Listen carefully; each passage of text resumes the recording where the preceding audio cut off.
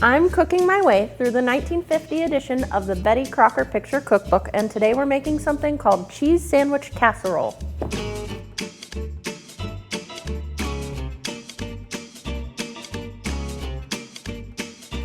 Today we are working on the supper dishes chapter. Here are some beautiful things you could make, like sliced toasted bread with tomatoes and kind of like a chip and dip of spaghetti. Delightful. Cook with cheese, sure to please. We're working on cheese sandwich casserole. Crispy golden outside, melting tender inside, like glorified cheese sandwiches. You're going to arrange 6 slices of bread in a greased baking dish.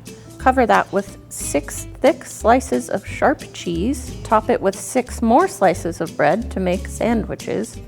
And pour over that a mixture of egg yolks, milk, salt, pepper, and dry mustard.